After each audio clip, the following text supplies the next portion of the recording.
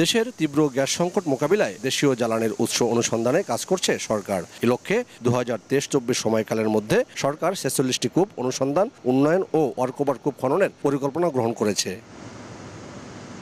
এর মধ্যে 24টিতে বিভিন্ন দেশি বিদেশি কোম্পানি কাজ করছে, 22টির কাজ করছে বাপেক্স। এর মধ্যে একটি এই বেগমগঞ্জ 4 ওয়েস্ট মূল্যায়ন কাম উন্নয়ন কূপ। 2 শতাধিক প্রকৌশলী ও শ্রমিক এই কর্মযজ্ঞে অংশগ্রহণ করছেন। 120 দিনে চলবে এ খনন কাজ। মূল্যায়ন কাম উন্নয়ন কূপটি 3300 মিটার গভীরতায় খনন করা হবে। এরপর বাণিজ্যিকভাবে গ্যাস উত্তোলন শুরু হবে। আর সে লক্ষ্যে দিনরাত কাজ করছেন সংশ্লিষ্টরা।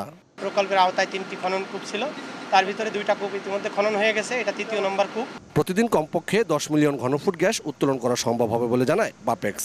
আমরা অতি শীঘ্রই এখান থেকে ড্রিলিং শেষ করে ইনশাআল্লাহ গ্যাস পাবো বলে আশা করতেছি, এবং এখান থেকে গ্যাস পাওয়া গেলে কমপক্ষে মোটামুটি আমরা দৈনিক 10 মিলিয়ন ঘনফিট গ্যাস আমরা জাতীয় গ্রিডে যোগ দিতে পারি।